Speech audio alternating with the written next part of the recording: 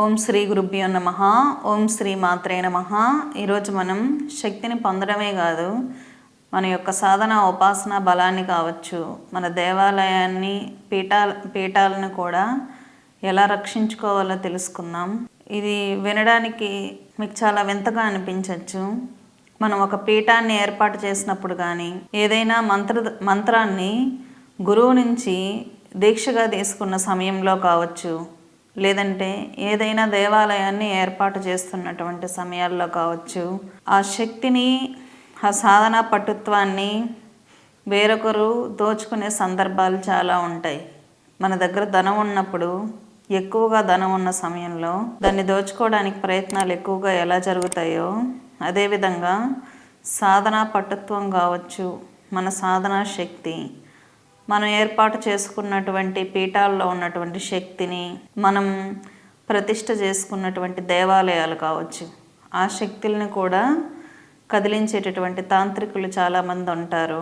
ముఖ్యంగా అష్టాదశ శక్తి పీఠాల్లో, ద్వాదశ జ్యోతిర్లింగాల్లో శక్తిని ఎవరు కదిలించలేరు. అక్కడికి వెళ్ళి అనుగ్రహాన్ని మాత్రమే స్వీకరించి తిరిగి వచ్చే సందర్భాలు ఉంటాయి. స్వయంభూ ఆలయాల్లో శక్తిని కదిలించే వ్యక్తులు ఎవరు ఉండరు. అక్కడికి వెళ్ళి అమ్మవారి అనుగ్రహాన్ని స్వీకరించి ఇంటికి రావాల్సిందే. కానీ మనిషి మానవ ప్రయత్నంగా ప్రతిష్ఠ చేసుకునేటటువంటి దేవాలయాలు ఉంటాయి. ఆ దేవాలయాల్లో దిగ్బంధనలు కావచ్చు, రక్షణ వ్యవస్థ కావచ్చు సరిగ్గా లేనప్పుడు కొంతమంది తాంత్రికులు భక్షిణీ విద్య ద్వారా ఆ దేవాలయాల్లో శక్తిని కాజేసేటటువంటి ప్రయత్నాలు చేస్తూ ఉంటారు. అంతేకాకుండా చాలామంది గద్దెలని కానీ, పీఠాలు కానీ ఏర్పాటు చేసుకొని ఉంటారు. అటువంటి పీఠాలలో కొన్ని రకాలైనటువంటి భక్షిణీ విద్యలు ప్రయోగించడం ద్వారా ఆ శక్తిని కాజేసే సందర్భాలు ఉంటాయి. చాలామంది గురువుల దగ్గర నుంచి దీక్షలు తీసుకొని చాలా మంత్ర సాధన చేసుంటారు, కొన్ని వేలల్లో లక్షల్లో చేసుంటారు. అటువంటి వ్యక్తుల యొక్క సాధన పటుత్వాన్ని కూడా తాంత్రికులు లాగేసేటటువంటి సందర్భాలు ఉంటాయి. వీటినే భక్షిణీ విద్యలు అంటారు. కాబట్టి ఎవరైనా దేవాలయాలు ఉన్నటువంటి వ్యక్తులు కావచ్చు, పీఠాలు ఏర్పాటు చేసుకున్నటువంటి వ్యక్తులు కానీ, గద్దెలు ఏర్పాటు చేసుకున్నటువంటి వ్యక్తులు కానీ, మంత్రదీక్షలు గురువు నుంచి స్వీకరించినటువంటి వ్యక్తులు కావచ్చు, వీళ్ళు అందరి తాంత్రికుల్ని, అందరి గురువుల్ని నమ్మకపోవటమే మంచిది. ఎవరైనా సరైన గురువు దగ్గరికి వెళ్ళి మంత్రదీక్ష తీసుకున్న సమయంలో అంగన్యాస కరన్యాసాలు కావచ్చు, దిగ్బంధన మంత్రాలు కావచ్చు, ఇవన్నీ నేర్చుకుని జపం చేయడం చాలా ఉత్తమం. మంత్రదీక్ష అనేది చాలా విలువైనది. మన మంత్రాది దేవత మనల్ని కాపాడదా అనే విషయానికి వస్తే ఖచ్చితంగా కాపాడుతుంది. కానీ ఆ మంత్ర పటుత్వం పోకుండా ఉండాలంటే దిగ్బంధన మంత్రాలనే స్వీకరించి జపం చేయాల్సి ఉంటుంది. మనం ప్రైవేట్గా ఏర్పాటు చేసుకున్నటువంటి పీఠాన్ని కావచ్చు, మన ఇంట్లో పూజ రూమ్ని కావచ్చు, మన దేవాలయాల్లో కావచ్చు, అనుమానాస్పదంగా ఉన్నటువంటి వ్యక్తులు వచ్చి వింతైన పూజలు చేస్తున్నప్పుడు వాటిని ఆపడమే మంచిది. ఎందుకంటే దేవత అన్నీ చూస్తుంది కదా, దేవతలు అందరూ కాపాడుతుంది కదా అని అనుకోవచ్చు. కానీ మనుషులు స్వయంగా ప్రతిష్ఠ చేసినటువంటి దేవాలయాల్లో వేరే తాంత్రికులు వచ్చి శక్తిని లాగేసేటటువంటి సందర్భాలు చాలా ఉంటాయి. అందుకే దేవాలయానికి ఎప్పుడు క్షేత్రపాలకుడిని పెడతారు.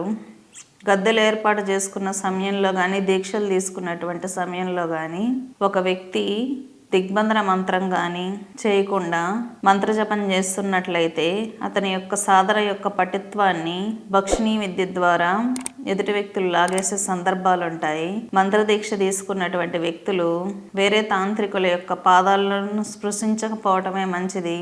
ఎప్పుడు కానీ ఒక వ్యక్తి ఒక గురువు దగ్గర మంత్రదీక్ష తీసుకున్నప్పుడు అతని గురువుకు తప్ప వేరొకరికి పాదాలకి నమస్కరించకూడదు. ఎదుటి వ్యక్తి దగ్గర బొట్లు పెట్టించుకోవడం కానీ, తన యొక్క సహస్రారాన్ని చక్రాన్ని తాకి ఆశీర్వాదం తీసుకోవడం కానీ చేయకూడదు.